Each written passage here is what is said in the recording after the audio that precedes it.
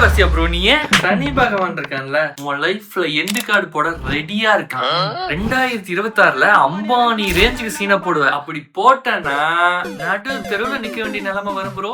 ஏன் தெரியுமா? உனக்கு 12 சனி. எல்லாரும் உன்ன பேட்ல கைன்னு சொல்லுவாங்க. பிரச்சனை லக்ல எல்லாம் எதுவும் இல்ல ப்ரோ. பணம் எப்படி செலவு செய்ய வேண்டும் தெரியாது. சந்தோஷமா இருந்தா பார்ட்டிக்கு போவேன், மனசு சரியில்லைன்னா ஷாப்பிங் போவேன். டாஷ் என்ன ப்ரோ மரத்துலயே ப்ரோ காய்க்குது. இதுல இருந்து தப்பிக்க ஒரே வழிதான் ப்ரோ இருக்கு. உண்மையா பேசு. ரெண்டு கிட்ட காசு இல்லடா அப்படின்னு கெத்தா சொல்லு. 2026ல பட்ஜெட் போட்டு லைஃப் லீட் பண்றவன் தான் ராஜா. சொல்ற வழிய பாரு.